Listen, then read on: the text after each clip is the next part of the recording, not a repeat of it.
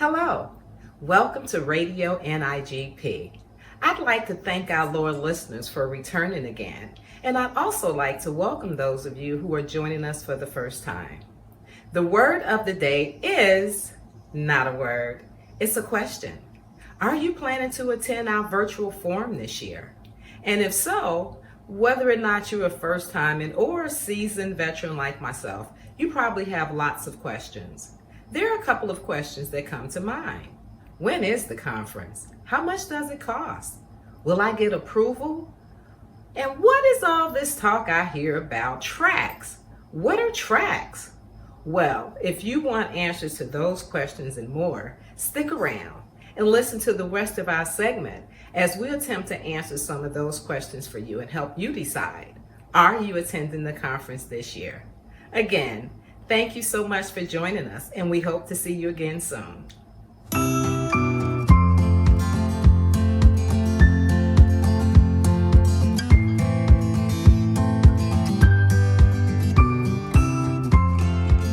Hello, and thank you both for showing up today. And a quick question for Keith. Let's start with Keith.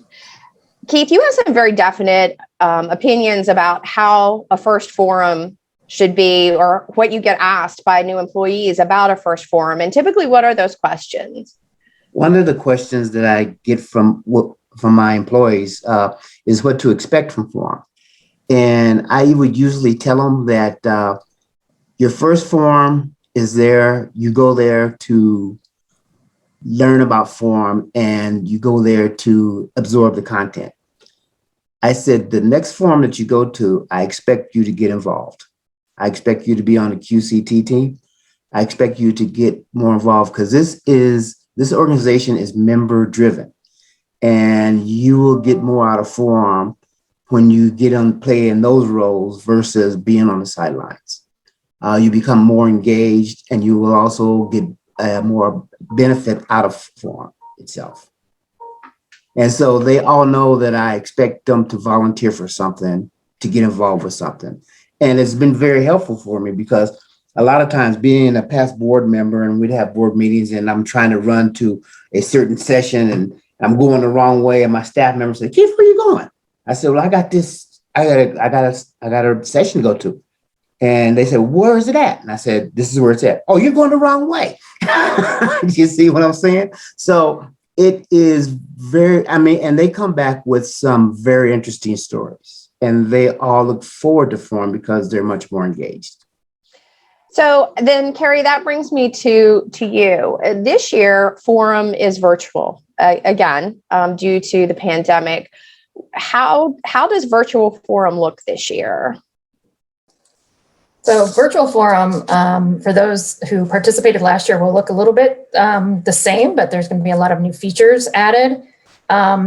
I would say with virtual, it's what you make of it. So to Keith's point, you have to be involved, whether not in a volunteer sense, but you have to set time aside and commit to being there, just like you would your when you leave and you go to an in-person event. You're sort of dedicated to be there, right?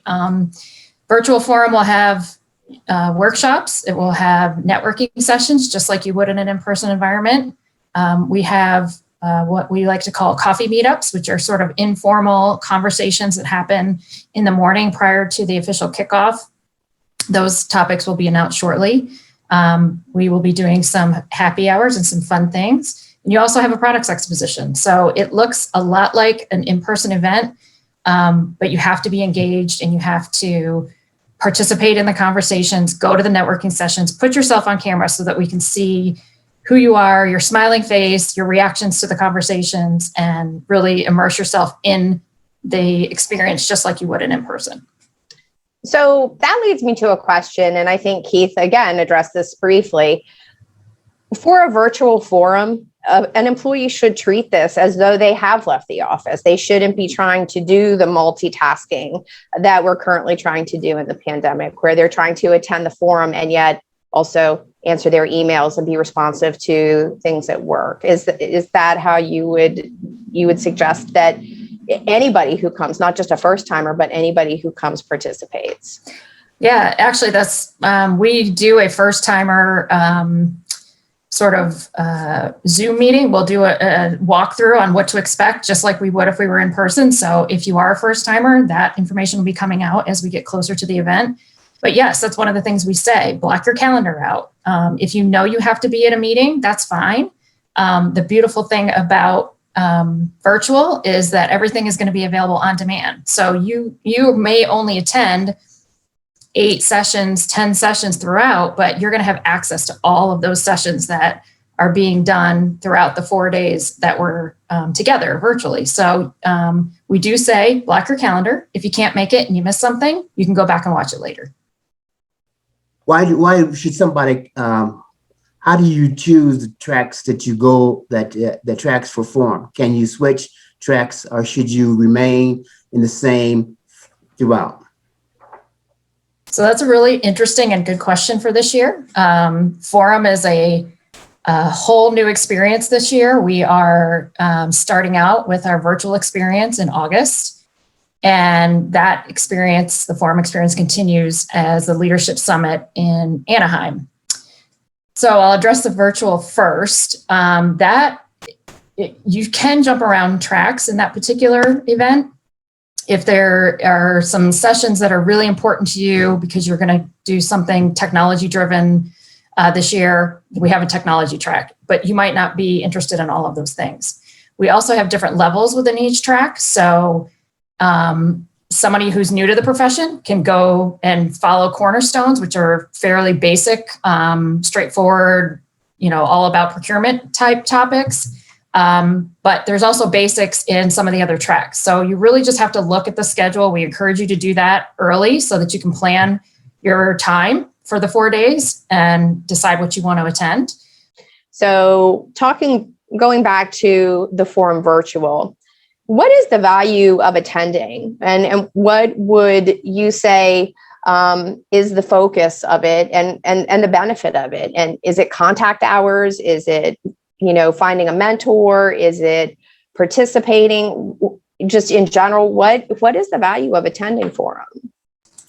So I think all of those things you mentioned are valuable. I think it depends on the individual. Contact hours are important for some because either their agency requires them to have continuing education, or they have a certification that they require continuing education and contact hours. So that might be important, the most important thing for someone in that position. The one thing that our attendees say is the best part of Forum is the networking. So in a virtual environment, it is a little bit more challenging, but as I said, with virtual, there are opportunities to be networking, not only through the formal networking sessions that we host, but the informal networking sessions, coffee hours, what have you. We also are implementing a new platform, which has new features and new ways to connect. So the platform will be open 2 weeks in advance of the Forum to give folks an opportunity to go in and create a profile and connect with folks. So if I want to connect with Keith, I can go in and I can search for Keith and I can send him a note to say, hey, I'd like to connect with you. Let's chat. And you can either chat like a text or an email or video chat. So there's quite a bunch of new features that are going to help people with that networking piece. And that's really valuable. But I will also say content is king. That's the term that we like to use. And we feel like we've got a nice variety of subject matter to offer at different levels. And so that experience to be able to learn from your peers and subject matter experts is very important as well. So one of the things that I find is that how do they still have the virtual, in the virtual form? Will we still have the meet and greets and the coffee times that we used to in the person-to-person forum? Yeah, so the schedule starts with these informal coffee sessions. And again, those topics are sort of coming along. We don't want to announce those too early because we want them to be relevant and hot topics, right at the time we kick things off.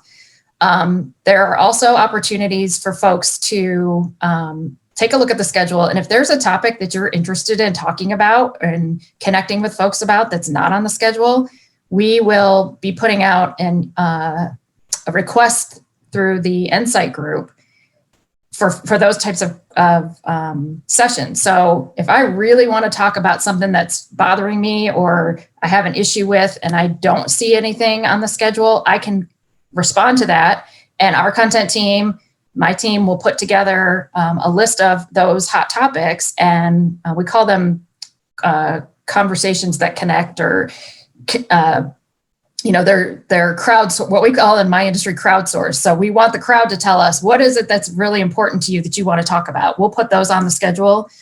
They're on one particular day, I believe it's Wednesday, but make sure you're checking out the schedule in the platform early, because those things could be added as we go along. And so if it's something that's really important to you as an individual, that's not part of our workshop schedule, then you can join that conversation. And it will be a live, interactive Zoom meeting so that you can be on camera, you can be having those conversations.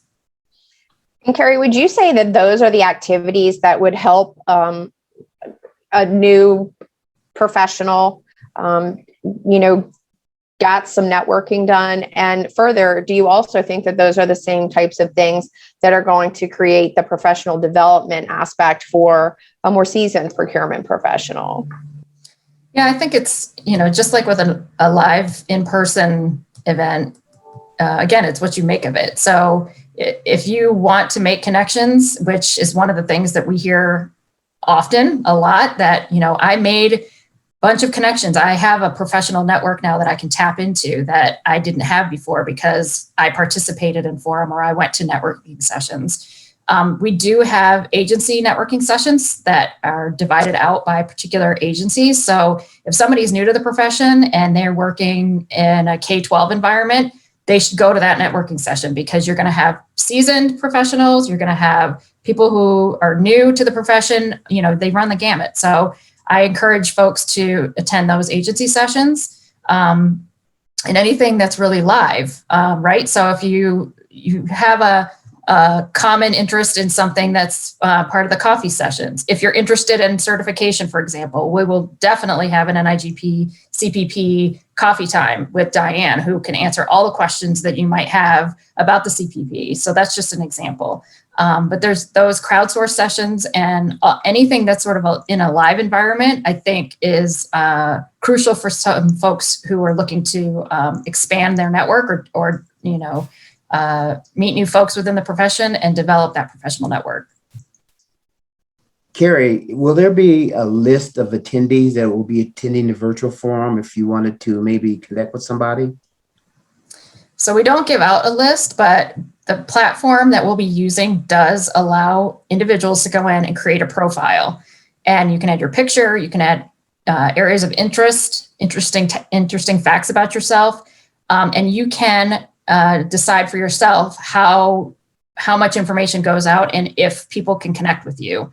So I encourage everybody to create that profile because, as I said, you can go in a couple weeks beforehand and you can look at the attendee list. And if you haven't made a connection with that person and you want to do that, you can. For example, people might know about Keith because Keith has been on our board of directors, and they might know Keith's name, but that person may not know Keith personally, but might want to make that connection. So I can go to Keith's profile and I can make that connection through the platform. So that's actually one of the best new features that we're going to have available this year. So Keith, if I wanted you to be my mentor, how could I do that at Forum? I guess what you can do is connect with me at Forum. Send me an email message, send me a message, and so we can start a chat. Let me know how I can support you, what it is that you're interested in. If you want to know more about NIGP and what's available and how to get involved, I would suggest a certain way to get involved to participate within NIGP. Because like I said, this is a membership-driven organization, and staff is there to support us. But a lot of the heavy lifting and a lot of the stuff that gets done with the Institute is from the members itself. Thank you. And Carrie, lastly, on Forum Virtual, How can I get more information about Forum Virtual? So there's a wealth of information on our website, www.nigp.org. If you go to the events tab at the top of the page and hover over forum, it'll take you to the forum pages, and it's separated out by virtual experience and leadership summit. So depending on what experience you're participating in, one or both, the schedule is there. Information about the keynote speakers is there. If you want to have your friends register, you can send them the links and have more people participating. But everything is posted on the website, and we will start conversations on Insight. There will be a group for both virtual and leadership summit. And so you can post on that as well and ask questions, and other people will chime in and answer questions. My team will be there to answer questions. So lots of information on the website and more coming through Insight. Thank you very much. And quickly, just the last question about Forum Virtual. Would you say that there's anything we haven't asked you that you'd want to tell us about Forum Virtual? Well, that's an interesting question. I think that what I would say is, if you can't go to Leadership Summit, and I know we all miss being together at Forum, but if you can't go in person, I think there's value in participating to continue the opportunity for you to grow individually in the profession, learn, develop your skills, continue that networking and developing your professional network. So those are all really important things that I think that we need to consider. And hopefully we'll be able to get back together in a normal environment, in-person meetings in Boston. But yeah, I think that it's important to continue to do things for yourself, to continue your professional development, and remember that if you're participating, everything's on demand afterwards. So if you can't participate even one day, you still can get the benefit of all of that content that's going to be available to you as a registrant after the forum is over.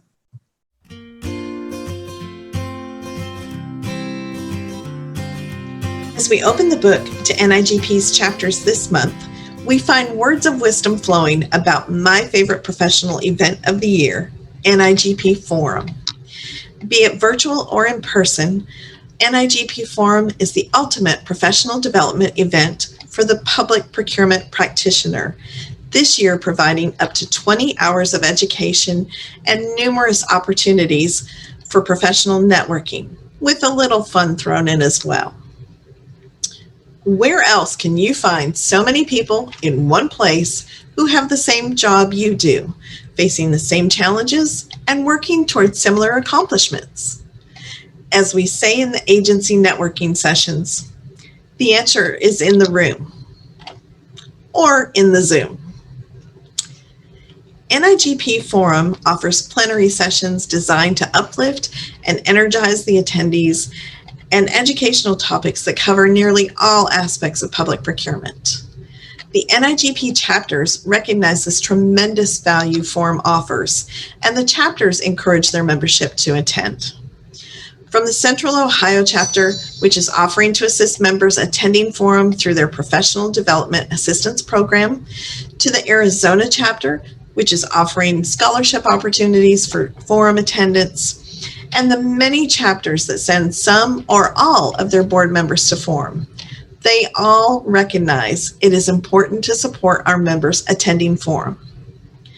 Not all chapters or agencies have the funding, so Sourcewell jumped in as well, generously offering a scholarship this year to help NIGP members attend both NIGP Forum and the Forum Leadership Summit in September. And don't forget the camaraderie the chapters offer, even when we're virtual. Chapter happy hours, lunchtime gatherings, and other social gatherings during Forum help bring the chapter members closer and allow them to connect with each other, both professionally and socially. Now, a penny for your thoughts.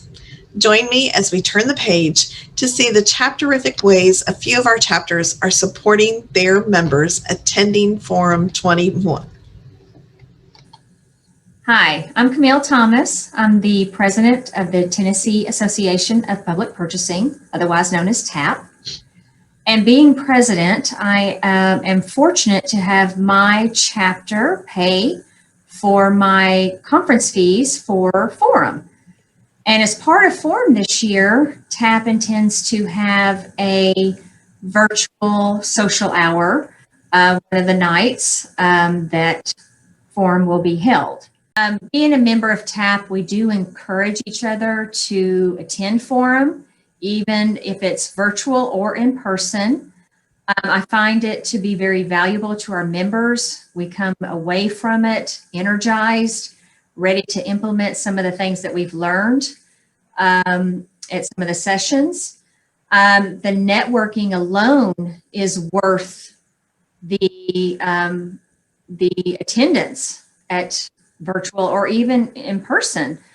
I just find Forum to be extremely valuable to even my own job here, not only as a TAP membership, but to what I do here at my job as well. I look forward to meeting many of you at Forum. Happy July, NIGP and fellow chapter members. This is Sean Becker with the Public Purchasers Association of Northern Ohio, or PAPANO. With NIGP Forum fast approaching, one of the topics of conversation has been how are chapters encouraging their members to participate in Forum. At PAPANO, outside of volunteerism, the biggest area we're constantly trying to improve on is getting more members to participate in our general membership meetings and events. We've been doing this through various games and giveaways. And this year for our June general membership meeting, we decided to offer 2 free registrations to NIGP's virtual forum. We use these registrations to help entice more people to register for our general membership meeting. This helps to both support NIGP as well as fulfill our mission of providing our members with professional development opportunities as well as networking opportunities. It was a super cost-effective and simple way to accomplish these goals, and I guarantee you it was simpler than the number of takes it took me to film this message. So again, this is Sean Becker with PAPANO, and hope to see you at NIGP's virtual forum. Thanks.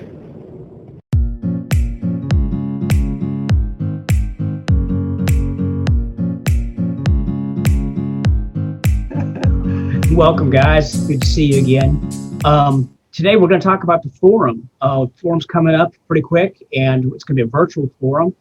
But I still start thinking about it a couple of weeks in advance, trying to figure out what I'm going to do, how I'm going to schedule my days. One of the first things I have to do is actually go on my calendar and schedule those days as not being available for other things. Being in the office and trying to attend the virtual forum, I found to be very difficult the first year because I ended up having to go to some of the sessions and then being pulled out to do other things on campus. So I've actually blocked out those days so that I can't have anything else. But one of the things I usually do is go through the list of all the sessions and figure out which ones I really want to go see. And I picked out like the top 5 that I want to see, and they're for different reasons. For example, one of them was one leaving the Stone Age behind on Monday at 2:15. It's about e-procurement. We don't have an e-procurement system here at the university.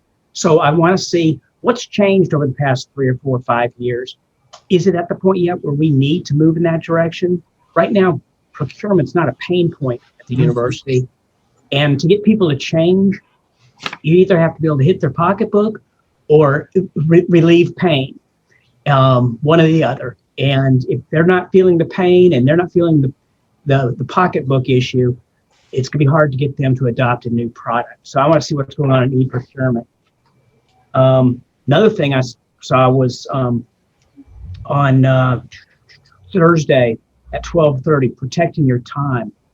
Paul Brennan, who is just an excellent speaker, is doing that. And the last thing in it said, reduce the stress in your daily life. I thought, who couldn't gain from that? But really, the reason I'm taking that one is because a lot of times when I'm teaching people, mentoring people, time management is one of the things I try to stress, whether it's a college student or whether it's an adult that is out in the workforce. Time management is a key to being successful. So I want to see what Paul has that might give me a little bit more ammunition. Third one that I found was leveraging the lessons learned during the pandemic. And the main thing there is the panel. Paul Brennan, Terry McKee, Denise Finn, Marquita Gillespie, all just great speakers, very knowledgeable. And I'm excited about hearing what they have to say about the last year and a half and where we go from here. Next one was results-driven RFPs. And that's at 1:45 on Tuesday. And the reason I'm interested in that is it's being presented by the Harvard Kennedy School Governmental Performance Lab. And the Kennedy School has always done some really neat research. So I just want to kind of get back in touch with them and see what kind of stuff they're working on and see where they are in that. And my number one choice for the sessions I'm going to attend is the opening ceremony at 11 o'clock on Monday, because Clint Swindoll is going to be speaking. Basically, tell me something good, a simple guide to overcoming negativity. I've heard Clint before. He is absolutely amazing. And the tell me something good philosophy, I've heard it before. It's one of those kind of things that you want to keep. I don't know. I need a refill of Clint Swindoll. And so that's why I'm going to make sure I attend that one. What about you, Dave? What are you looking at? Well, it's interesting. What I usually do, and I've done this for years, is there are certain people that I look forward to seeing every year at Forum, and it certainly doesn't change just because it's virtual. And one of those is Stacy Gregg. She always seems to come up with an interesting session, and she's got one on mental, if I can find it here, how addressing individuals' mental health concerns can benefit the entire entity. And this is 1:45 Tuesday, the 24th. She does a great job in her presentations, and it just sounds really interesting. It just struck me when I went through and looked at it.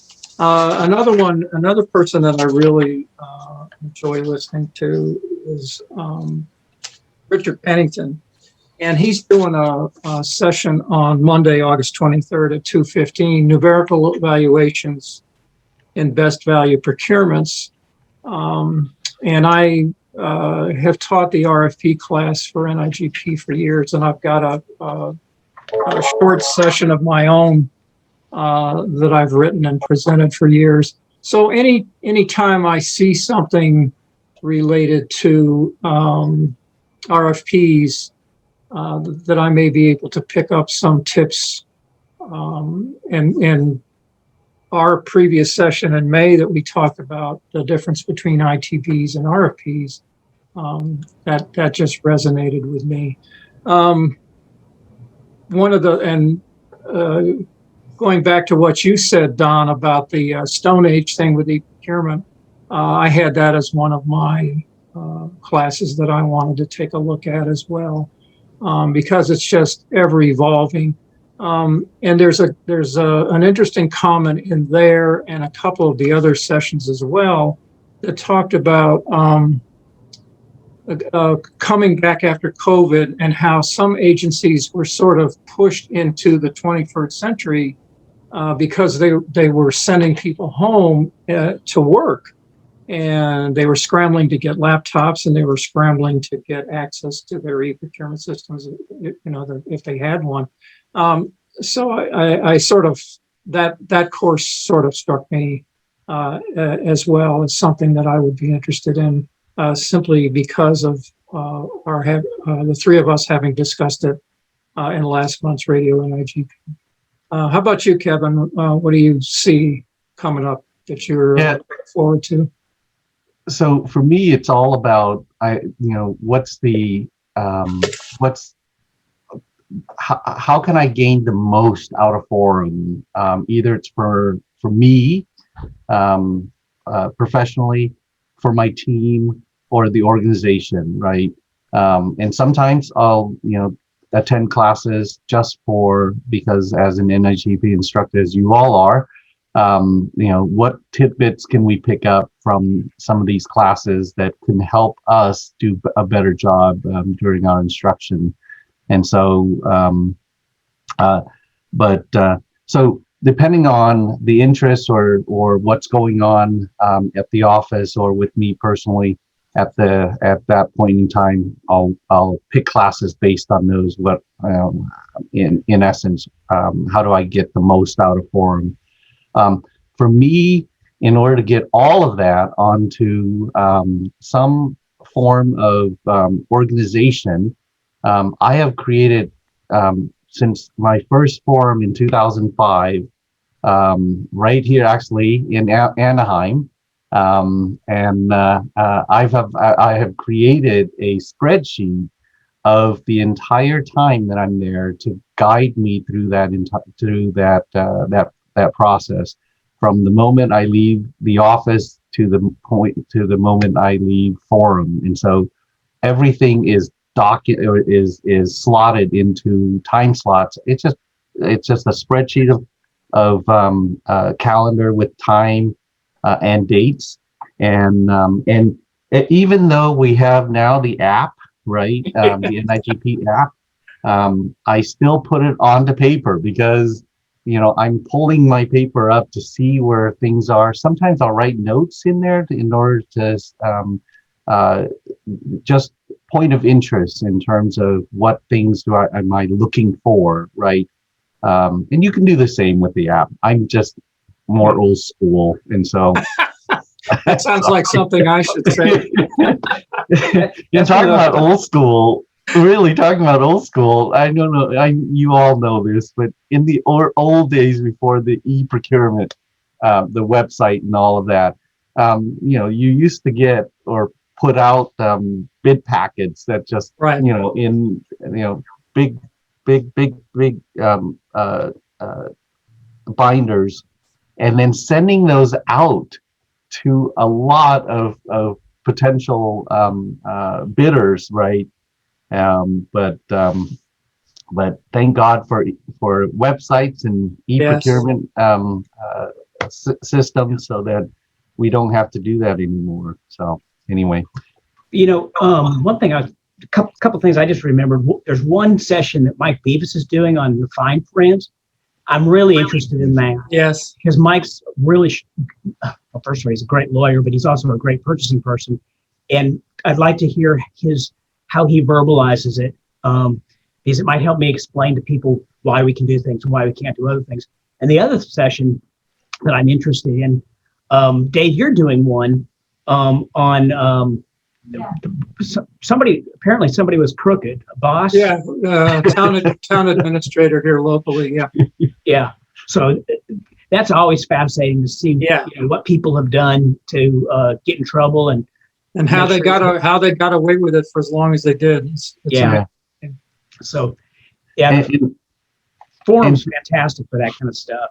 Oh, yeah. It is, and sometimes picking the session based on the speaker. I mean, it's amazing how many times I've done that just based on the speaker. Yeah. I'll attend their session, even though it might not be a topic that might be of useful. But once you've attended that session, because the speaker has so much to share, that I get nuggets out of those classes anyway, and that's helpful. Yeah, same. I see it the same way. Isn't that crazy? There's certain people I've seen over the years, and you mentioned Mike Beavis. He's also doing a class on job order contracting, which I don't think people use that as much as they could, or maybe they're not allowed to in their agency, and that kind of comes back to the my question of the day today had something to do with talking about enabling legislation and getting people to see that as procurement professionals, we have to be proactive in urging lobbying our elected officials, especially in our own agency, to make changes to the system so we can do things better. But Mike is great in a classroom too. So yeah, it's tough. Did we mention that these sessions are going to be available for up to 60 days after the forum is over? Yeah, that's if you get stuck where you're watching one and can't watch another, you can go back later and watch it. So yeah, that's the neat thing about the online or the virtual forum, because what a great benefit that is, that you can, if before you either attend in person one session and you might be missing the second choice, right? Yep. But with this one, with the virtual forum, I love it, because if there's a second one that I really want to go to, but the first option is tipping the scale. I know that I can actually catch the other one afterwards, right? I won't be there live, but I can still watch. It's funny. Probably last year, a lot of us were grousing that we weren't going to get to see our friends and in person, at forum, because I really look forward to that. And next year we'll be grousing maybe that we won't be able to see that we'll be in person and we won't be able to see a recording. Absolutely. Well, I'd be willing to bet they'll continue to have recordings, going into the future, because it's very popular. Yeah. The other thing about the virtual, like when you face to face, if you went into a session and you thought, well, this isn't exactly what I thought, you'd have to get up and walk out and maybe go to another session and hope that there was still room in that session for you to get in. But with the virtual, basically it's just click, click, click, and you're in another session. So that makes it a little bit easier. It does. That's absolutely right. Because what a great experience that is. Because I will have a backup just in case that first one isn't what it lives up to expectations. We're procurement people. We have backups for everything. But it is kind of nice to not having to walk across the convention center to another part of the building, because that could be a good 5-10 minutes, right? Yeah. And you missed out on so much already. Yeah, it's entirely possible. So, with the virtual, it's just a matter of a few clicks, and you're right into the other one. So, did you happen to think of one particular class that's jumped out at you so far? Or no, but one thing that I will make an effort, and sometimes it's really early in the morning, and that's the plenary session. And so, and the closing, I never miss the closing, because it's usually really good to end that whole process. And so, so definitely those two. And if there's any kind of networking activities, I'm always there, because I love those. I go back, I can't remember, it might have been Kansas City, or it was like 5, 6, 7 years ago.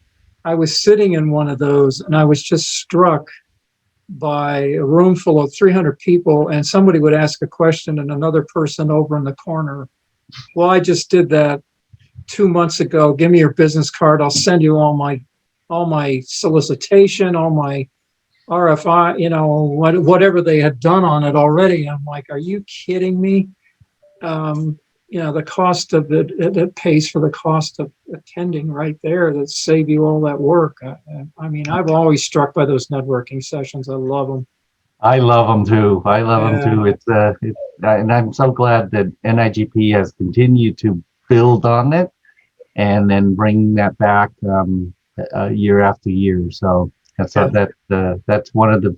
So those are the 3 areas that I will always make time to attend. And the fourth one definitely is taking a little bit of time to visit the booths in person, just mainly because I think the suppliers are there in support of NIGP, and throughout the year they support us in making sure that we get our stuff.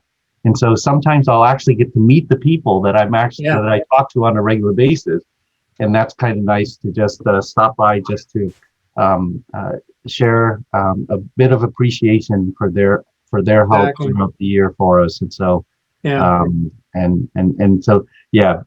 definitely the exposition is the expo is a fourth to make sure to make time for. Yeah, I think it's interesting sometimes to walk around there. And I always tried to go to a vendor that was selling something that I really didn't know anything about. A couple of years ago, I went to one, and the guy was an LED lighting distributor or something. And I had no idea the state of the art in LEDs at the time. And I talked to the guy, I think, for over an hour, and I had to excuse myself a couple of times when people would walk up. I said, well, talk to somebody else. But as soon as they leave, he was right back there. I had more questions. I was like, are you kidding me? How far we've progressed. And it's kind of the same thing with e-procurement, Don, because I remember going to trade shows 10 years ago. There might be, maybe 2 vendors, 3 vendors. You go now and there's 15 or 20 of them. It's just exploded. So there's a lot out there to take a look at. There's a lot of competition out there in the procurement systems. Absolutely. There's all shapes and sizes too. Yeah. And that's the thing is, it doesn't have to be the huge mammoth complex system that a lot of people started with. Right. So, yeah, they've gotten more sophisticated and more options, more as people have used them and gotten used to them and learned, like we always do, we learn little shortcuts and tricks and stuff. I enjoy the supplier part for exactly that same reason, is finding out what's new in the industry, where are we going, what are the problems that they're facing. I'm going to be interested to talk to them about labor and transportation. Yeah. Are they still having trouble finding labor? Are they still having, are the transportation costs continuing to rise? And how is that going to impact us over the next 12 months? Mm-hmm. Yeah. Yeah, that's for sure. I see a lot of hiring signs out there. And bonus, I had read a couple articles about bonuses, and I saw a sign today or yesterday, a $200 signing bonus, and it was a fast food restaurant. Yeah, I thought, well, that's interesting. It's and people have more options now. There's several articles I've read about people quitting and taking this opportunity to start their own business or change careers or something. The COVID, we could get back onto our COVID discussion we had last month, but bottom line is we could continue talking forever, but that's really one of the things. Another reason I love Forum is the chance to share ideas with other people. So exactly. And if I could add just one more piece to the expo, when I first started going to Forum, my thinking was booking the entire slot, right, 2-3 hours just to go to the expo. The neat thing is, what I found was more beneficial for me was just whenever I have a slot in my day to just pop in and just getting to meet some of the vendors and then popping back out to go to class or whatever, and then to sessions, and then just whenever there's a pocket of time. It doesn't have to be, an hour or 2 hours or 3 hours for that matter.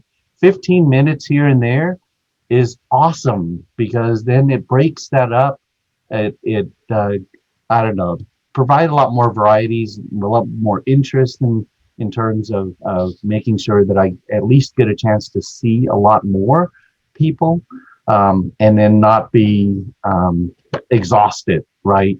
And so, because when you think about it, 3 hours it's hard to go to Forum and not get exhausted. Exhausted in one spot. In a good way. Yeah. But yeah. I just wanted to jump back on something. I kind of talked about my top 3, and I was talking to Don earlier about contract administration and what an issue that is. And there's a couple of sessions on here, one on Tuesday, contract management training program success story from the city of Dallas, which is on Tuesday, the 24th at 12:30. And then the next day, there's one on contract administration at 12:30. And I think that's something that really needs attention from a lot of agencies. I hear problems about contract administration all the time. So if you're thinking about or got some issues in your agency about contract administration, And who doesn't? And who doesn't? yeah, and who doesn't? I hear it all the time. So that's a session, a couple sessions that might be worth going to. I just wanted. Oh yeah, we all do a real, pretty good job of, getting bids, doing specs, getting bids, doing proposals, evaluating, awarding a contract, negotiating, whatever. But then once we get the contract written, a large proportion of us hand off the contract to the department and say, "Oh, here it is, it's yours," and they don't have a clue what they're doing. Yeah, it's got you're absolutely right. And those agencies that do training of their contract administrators, their evaluators for their RFP committees, that's an idea that really resonated with me back here a year or two ago when I heard somebody doing that. It's, we can't let these people flounder. Otherwise, we're sitting there scratching our heads going, what happened? So any last minute comments or anything anybody has to add to the Well, I think the tidbit, hopefully, when people are attending these, at least for the contract administration, it's really about organization, right? It's about putting it all together onto a sheet of paper, and that is like a contract administration plan, right? We all learn about those, and for larger projects, we put those together, put that documentation together, and identify all the different players, to identify the milestones and all those good stuff. But ultimately, it's having a plan in terms of how will we manage this contract. Right. And that once you pass that on to the department, they actually hopefully they follow it. But then you have a part in that too, to check on them and see how things are going. That they're doing it. Because you have a role to play in that, and there's a purposeful participation.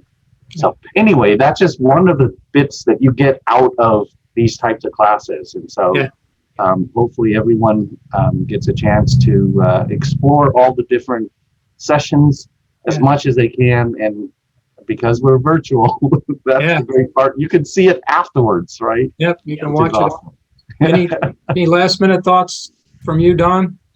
No, I just forum's a excellent way to learn, get your toes wet in lots of different areas, and then what's really neat is then if you find a topic that really interests you, then you can go and take a class, a 1, 2, 3 day class on it, and really dig in deep. So it's it's all part of that adult learning thing that we all need to continue. Yeah, we can. Yeah, we can. We have to keep learning. Stuff is changing, getting updated. People come and go in the profession. I was mentioned to my wife yesterday about some of the past people in our local chapter who are no longer serving, and I'm like, wow, so many people have done so much, but you can't just let that slide. You constantly have to be learning new things and exploring new avenues and trying different things out. So anyway, I hope you folks out there that are planning to attend forum maybe take some of our tidbits here and set up your schedule, and I hope it works out well for you. And maybe we'll run into you in one of these sessions, see somebody's name pop up. So take care, and we'll see you next time. Enjoy. Bye. Bye-bye. See you forum. Hello and welcome to Tech Tip. In this segment, we are going to highlight the Forum 2021 Technology Track offerings. Let's start off with Monday. At 2:15, Leaving the Stone Age Behind, we'll cover effective implementation of e-procurement systems and assessing your current state. Tuesday at 1:45, How COVID Challenged an Entire Profession to Innovate Overnight covers how an in-person procurement team evolved to a virtual procurement team with the tools and tricks of the trade. Wednesday, we have 2 sessions. The first is at 12:30. The choice is yours. On-premises cloud, hosted, or software as a service. Join a discussion to examine the differences between choosing on-prem, cloud, or as-a-service products, and how these choices will have large impacts on your procurement. Then, at 1:45, integrated environment for best value sourcing, efficient spend management, and augmented diversity participation. Whew, that is a mouthful. This session will explore the potential of integrated database systems such as e-procurement for cost savings and efficiency. After all, aren't we all doing more with less? And finally, on Thursday at 12:30, your Tech Tip team will present Is a Cyber Attack in Your Future? Covering the latest hot topic in IT, government, and procurement with some gentle suggestions on how to protect your agency. More information in each session can be found on the NIGP Forum 2021 website. Thank you, and join us next time when your Radio NIGP Tech Tip team comes together to present a useful collaboration tool.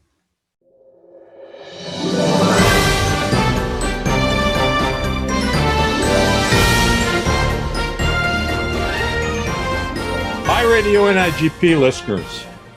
Richard Pennington here, and I'm delighted to be joined by my co-staffers on the production, John Walton, who is an attorney and also the contracts officer for the Oregon Business Development Department.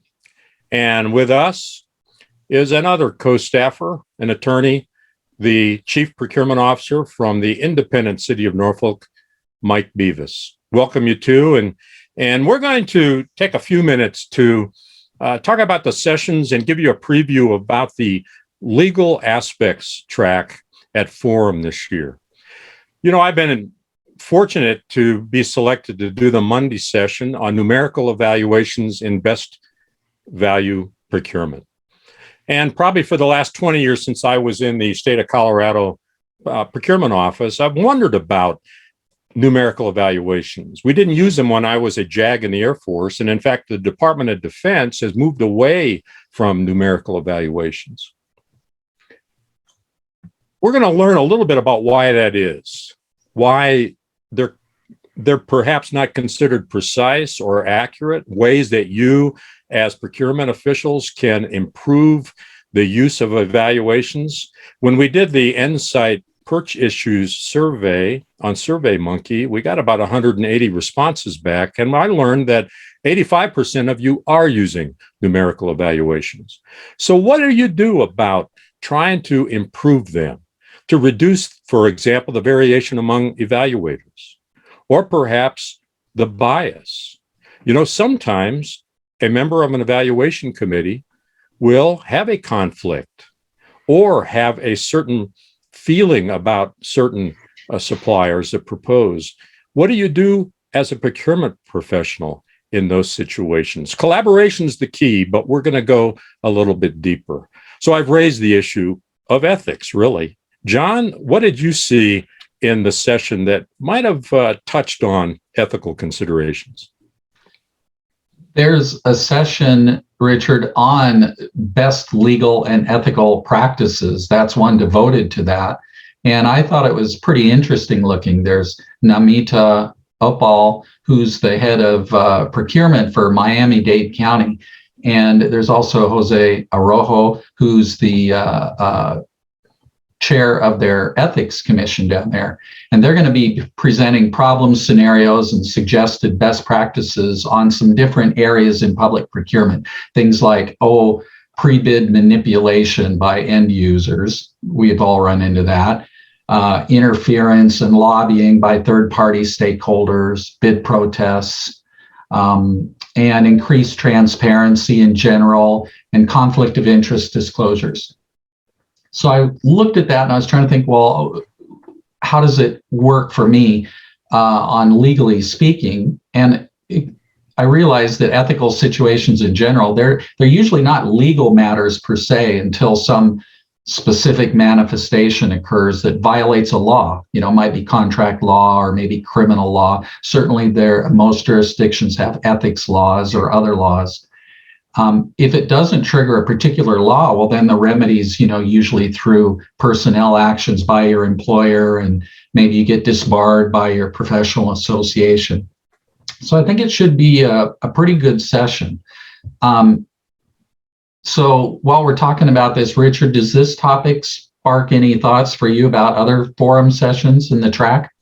Yeah, actually, it does. One in particular that really I was curious about is the session on Wednesday afternoon on the benefits and hidden pitfalls of technology in procurement. This is going to be put on by two attorneys from the Ohio section of antitrust in the Ohio Attorney General's office. And I had never actually put those two topics together, e-procurement and antitrust. You know, I knew that there were aspects that we all know about the e-procurement systems now that improve competitiveness, but what they're going to talk about are some maybe hidden pitfalls in the use of e-procurement systems that perhaps can encourage supplier collusion or make it a little more difficult to detect. And I'm really looking forward to that because I think when we're all selecting these kinds of solutions, having one that helps reduce the prospects of collusion among suppliers obviously is important to all of us.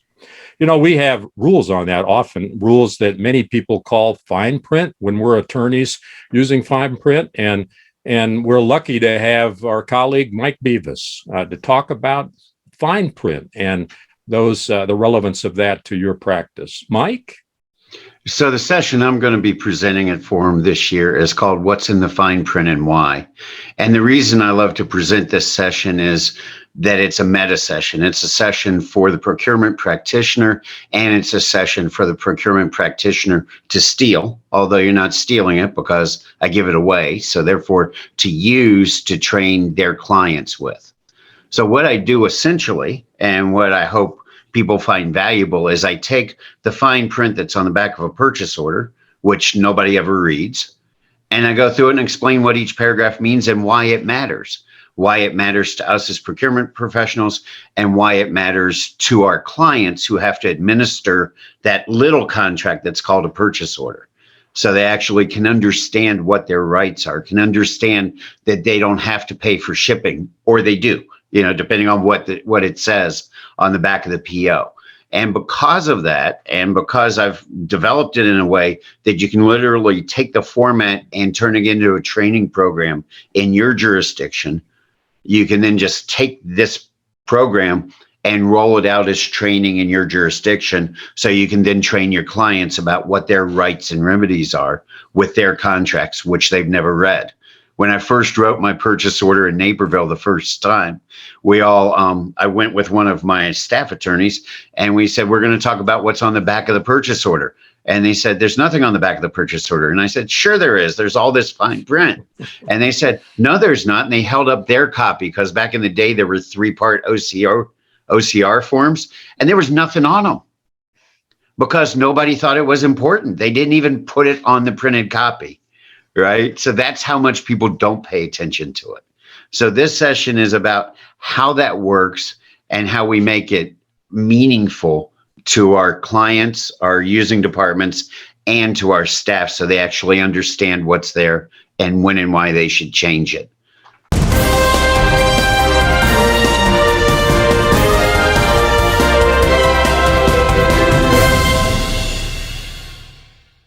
Mike, I'm sorry. I've got to interrupt you now. We've got some breaking news now coming in from the newsroom, and This is hot off the press. The case that we've all been following on the medical marijuana case is now set for trial. The judge just sent it today. It's going to be at the Forum Courthouse on August 25th. I hope you can all be there because this has gotten a lot of press. As many of you don't know, what's unusual about this is the medical marijuana dispensaries were going to be awarded, or are going to be awarded, competitively, and they're limited.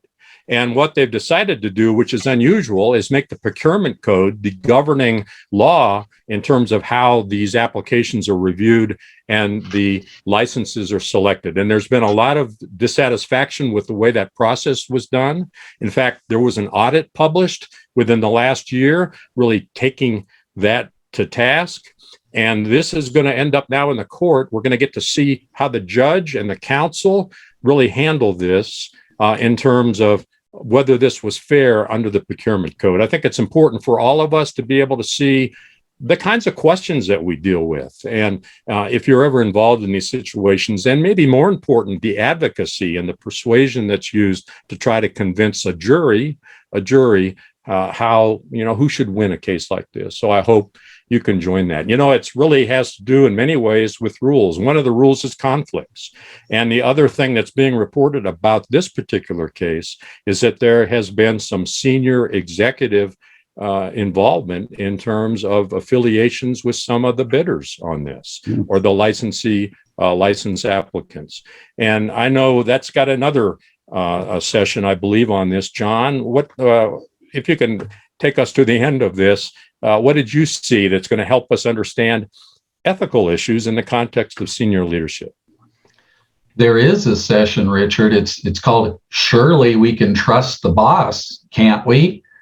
So it ties right into the session that you're talking about. And I think it's true that we always want to trust everyone we work with. But, one of our NIGP values around professionalism, that means, yes, we trust, but we always want to verify, that whole trust but verify thing. And our colleague, David Nash, he's going to be presenting this session. And I know he's going to dig right into that by illustrating how a procurement manager overcame the odds to expose some procurement fraud by his own city manager. And I use those words, overcame the odds, because I think it's true that entities often are reluctant to air some dirty laundry and might try to minimize it. David's going to share this juicy story about how the procurement manager recognized what was going on, what they did, and the long-term change that it made.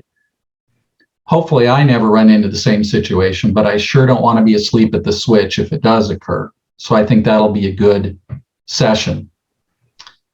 And Richard and Mike, when you look at these sessions that we've talked about, you kind of realize how public procurement really is a pretty complex working environment. And really, it's getting more complex all the time.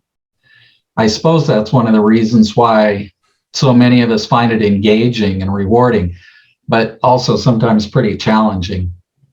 And it occurs to me that one of the ways that I can keep my balance in the midst of this and kind of handle all those challenges is by breaking them down into manageable pieces so that I can understand what I'm doing a little bit more in depth. That's why I've always appreciated coming to the NIGP forum, because that's exactly what happens.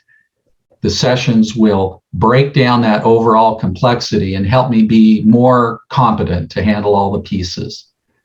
And those sessions, they really show the impacts of our actions in the real world, right? Which gives meaning to our work, and we all need that. Thanks for delivering sessions, Mike and Richard. Thank you both for that. And as always, thank you for the conversation. I look forward to our next Radio NIGP segment on Legally Speaking.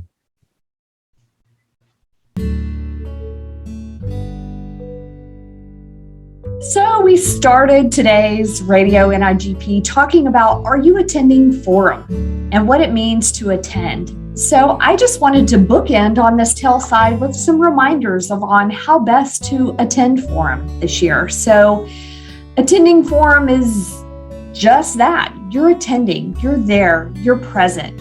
If you are registered to attend, don't try to trick yourself into thinking you can multitask or attend other meetings between sessions.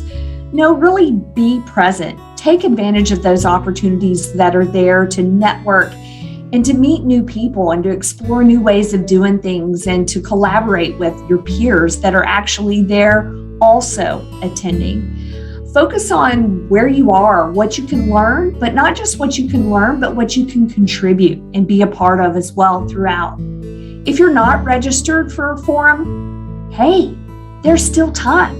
Go out there and register, be a part of it. There is something there for you, I can promise, that you're going to glean and get the most out of.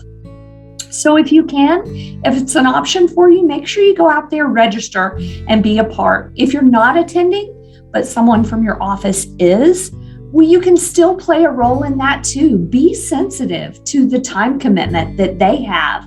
They've committed to attend. So if you find that they're not attending, remind them, hey, I know you're supposed to be in forum. Go back in there. But then circle back and follow up with them and see what you can learn by asking them to share their greatest takeaway from each day, or what's a golden nugget that you could stand behind them and support and implementing at your entity. Find ways to learn and glean through their experience and help empower them and set them up for success so they can get the most out of that as well. So any which way you look at it, whether you're attending and being there virtually, if you're getting ready to register, that's awesome. If you're supporting someone else that is there, that's great. But if none of those scenarios are happening for you, then reach out in your network to your peers, those around, and say, hey, who's attending forum? Because I'd really like to learn what you learned. And, we don't have to be hoarders of information. We can share. So just ask yourself, how can I truly attend forum this year? If there's a will, there's a way for you. You just find out what works best for you and then make that magic happen. Have a great day, friends. See you at forum.